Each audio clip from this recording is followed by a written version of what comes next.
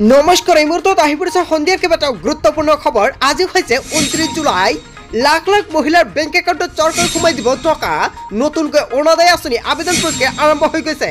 লগতে যিসকল ব্যক্তি ৰেচন কাৰ্ড নাই নতুনকৈ আপুনি আবেদন কৰিব পাৰিব ৰেচন কাৰ্ড। 3 আগষ্টৰ ভিতৰতে ৰেচন কাৰ্ড আবেদন কৰিব লাগিব। মুখ্যমন্ত্ৰী হিমন্ত বিশ্ব শৰ্মাই ডাঙৰ মন্তব্য কৰিছে।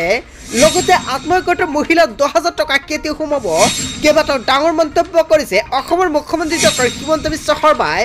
লগতে কেইবাটাও ৰাজনৈতিক খবৰৰ লগতে অৰাজনৈতিক খবৰ যুগুত হৈছে। PM কিষাণৰ প্ৰতিজন হিতাধিকাৰীৰ 18তম কিস্তি কেতিয়া সোমাব আপোনাৰ বেংক একাউণ্টত।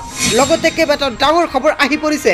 গোটেই অসম তথা ভাৰতৰ বিভিন্ন প্ৰান্তৰ পৰা যুগুত হৈছে কেইবাটাও ডাঙৰ খবৰ। এনেবোৰ খবৰ নিতৌ পাই থাকিবলৈ চেনেলটি ছাবস্ক্ৰাইব কৰি ভিডিঅ'টো এটা লাইক কৰিবলৈ নাপাহৰিব। আজিৰ আমাৰ প্ৰথমটো খবৰ এক গুৰুত্বপূৰ্ণ খবৰ হৈছে অসমবাসীৰ বাবে এটা ডাঙৰ খবৰ। অৰুণোদয় আঁচনি আহি গ'ল। অৰুণোদয় 3.0 আঁচনি। অসমৰ মুখ্যমন্ত্ৰী ডক্টৰ হিমন্ত বিশ্ব শৰ্মাই ডাঙৰ মন্তব্য কৰিছে।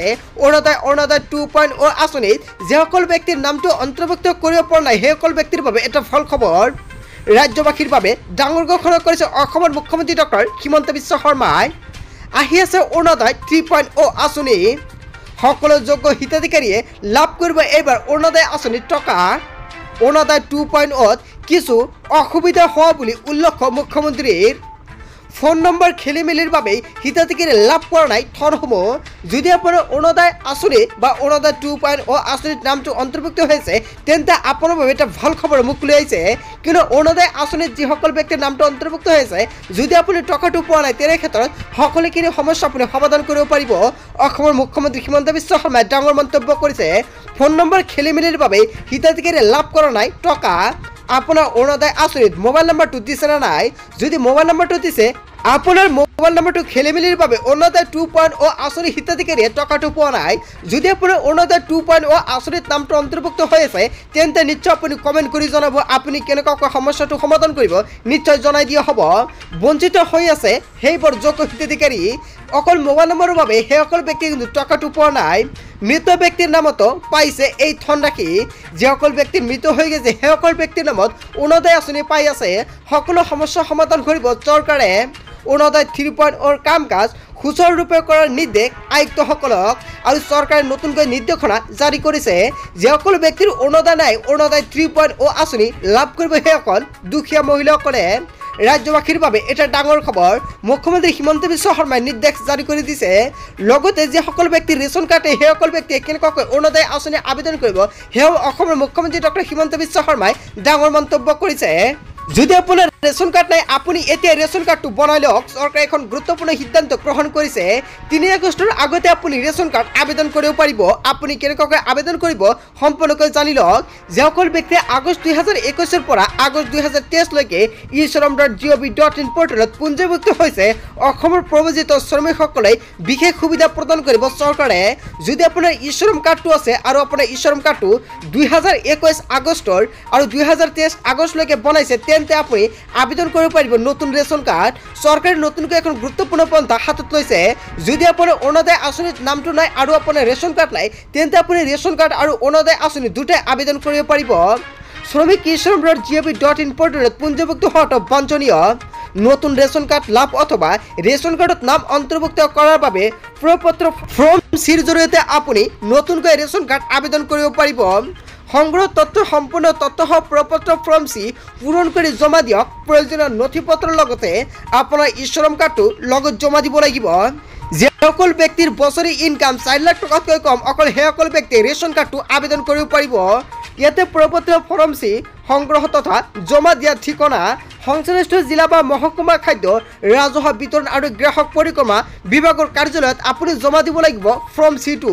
হয় আপুনি ঠিকেই শুনিছে। নিশ্চয় সম্পূৰ্ণকৈ আপোনালোকে গম পাই গ'লে আপুনি ক'ত ফৰ্মটো জমা দিব লগতে আপুনি ফৰ্ম চিটো ক'ত পাব নিশ্চয় আপুনি কমেণ্ট কৰি জনাব। নেক্সট ভিডিঅ'ত সম্পূৰ্ণকৈ জনাই দিম। লগতে সময়সীমা দি আছে 3 আগষ্ট 2024 পৰ্যন্ত। আপুনি এতিয়া সংগ্ৰহ কৰক আপোনাৰ ফৰ্ম আৰু লগতে আপুনি জমা দিয়ক ফৰ্মটো আৰু প্ৰপত্ৰৰ লগতে আপোনাৰ e-shram কাৰ্ডটো জমা দিব লাগিব। বন্ধু বান্ধৱীসকল আপুনি ফৰ্মটো ক'ত পাব লগতে ফৰ্মটো কেনেকুৱাকৈ ফিল আপ কৰিব আন এটা ভিডিঅ'ত নিশ্চয় আহি আছে সেইখন ভিডিঅ' পাবলৈ হ'লে নিশ্চয় আপুনি চেনেলটি ছাবস্ক্ৰাইব কৰি ৰাখিব তাৰপিছত অসমবাসী ৰাইজক জনাইছোঁ আমাৰ 3 নম্বৰটো খুবেই গুৰুত্বপূৰ্ণ খবৰ লগতে এটা ডাঙৰ খবৰ কেতিয়া অনুষ্ঠিত হ'ব পঞ্চায়ত নিৰ্বাচন মুখ্যমন্ত্ৰী হিমন্ত বিশ্ব শৰ্মাই কৰিলে ডাঙৰ ঘোষণা পঞ্চায়ত নিৰ্বাচনক লৈ মুখ্যমন্ত্ৰী ডাঙৰ ঘোষণা নতুন পঞ্চায়ত প্ৰতিনিধিয়ে দায়িত্ব ল'ব লাগিব 31 ডিচেম্বৰৰ ভিতৰত পঞ্চায়তৰ সীমা নিৰ্ধাৰণৰ বাবে জিলা আয়ুক্তসকলক নিৰ্দেশ জাৰি কৰিছে নৱেম্বৰত বা ডিচেম্বৰত নিৰ্বাচন অনুষ্ঠিত কৰি 31 ডিচেম্বৰৰ ভিতৰত ল'ব লাগিব দায়িত্ব আয়ুক্ত সন্মিলনত ঘোষণা কৰিছে অসমৰ মুখ্যমন্ত্ৰী ডক্টৰ হিমন্ত বিশ্ব শৰ্মাই পঞ্চায়ত নিৰ্বাচনক লৈ অসমৰ মুখ্যমন্ত্ৰী ডক্টৰ হিমন্ত বিশ্ব শৰ্মাৰ ডাঙৰ মন্তব্য তাৰপিছত অসমবাসী ৰাইজক জনাইছোঁ আমাৰ 4 নম্বৰটো খুবেই গুৰুত্বপূৰ্ণ খবৰ লগতে এটা ডাঙৰ খবৰ জানিল কেন্দ্ৰীয় চৰকাৰৰ 5খন ঋণ প্ৰদানৰ আঁচনি আজি কৰিব পাৰিব ঋণৰ বাবে আবেদন কেইবাটাও গুৰুত্বপূৰ্ণ সিদ্ধান্ত গ্ৰহণ কৰিছে কেন্দ্ৰীয় চৰকাৰৰ তৰফৰ পৰা আপোনাক ঋণৰ প্ৰয়োজন হৈছে নেকি জানি থওক কেন্দ্ৰীয় চৰকাৰৰ 5খন ঋণ প্ৰদানৰ আঁচনিৰ বিষয়ে MSME লোনত কেন্দ্ৰীয় চৰকাৰৰ বৃহৎ অফাৰ কিয়নো 2024 বৰ্ষৰ বাজেটত MSMEৰ বাবে কেইবাটাও গুৰুত্বপূৰ্ণ সিদ্ধান্ত গ্ৰহণ কৰিছে চৰকাৰে মাত্ৰ 59 মিনিটৰ ভিতৰতে আপুনি লাভ কৰিব ঋণসমূহ ব্যৱসায়ৰ বাবে এই আঁচনিৰ অধীনত লাভ কৰিব ঋণসমূহ 8% সুদত লাভ কৰিব এইসমূহ ঋণ মহিলাৰ ক্ষেত্ৰত 3% সুদত ঋণ আগবঢ়াইছে চৰকাৰে নিজাকৈ ব্যৱসায় কৰিবলৈ আবেদন কৰিব পাৰে প্ৰধানমন্ত্ৰী মুদ্ৰা যোজনাৰ আঁচনিত যদি আপুনি নিজে কিবা এটা ব্যৱসায় কৰিব বিচাৰিছে তেনে ক্ষেত্ৰত প্ৰধানমন্ত্ৰী মুদ্ৰা যোজনাটো আপুনি আবেদন কৰিব পাৰে লগতে শিশু মুদ্ৰাৰ ঋণৰ লগতে কিশোৰী মুদ্ৰা লোন তৰুণ মুদ্ৰা লোন তিনিটা ভাগত উপলব্ধ হ'ব এই ঋণসমূহ নেশ্যনেল স্মল ইণ্ডাষ্ট্ৰিজ কৰ্পৰেশ্যন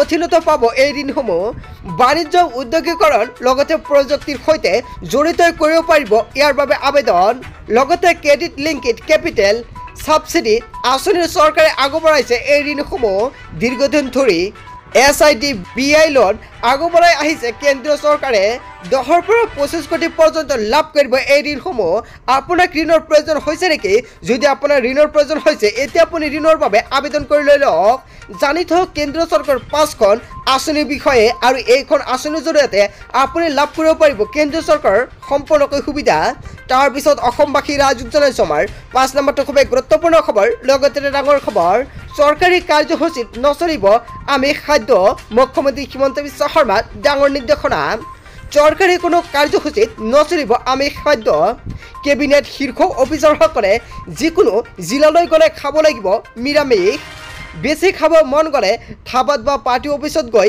খালেই হ'ল নীতি আয়োগৰ বৈঠকতো দিয়া হৈছে নিৰামিষ খাদ্য জিলা আয়ুক্তৰ সন্মিলনত নিৰ্দেশ অসমৰ মুখ্যমন্ত্ৰী ডক্টৰ হিমন্ত বিশ্ব শৰ্মাৰ চৰকাৰী কোনো কাৰ্যসূচীত নচলিব আমি খাদ্য কেবিনেট শীৰ্ষ অফিচাৰসকলে যিকোনো জিলালৈ গ'লে খাব লাগিব নিৰামিষ অসমৰ মুখ্যমন্ত্ৰী হিমন্ত বিশ্ব শৰ্মাৰ নিৰ্দেশনা বন্ধু বান্ধৱীসকল গোটেই অসম তথা ভাৰতৰ বিভিন্ন প্ৰান্তৰ পৰা যুগুত হৈছে কেইবাটাও ডাঙৰ খবৰ এনেবোৰ খবৰ নিতৌ পাই থাকিবলৈ চেনেলটি ছাবস্ক্ৰাইব কৰি ভিডিঅ'টো এটা লাইক কৰিবলৈ নাপাহৰিব চ' থেংক ইউ ফৰ ৱাচিং ফুল ভিডিঅ'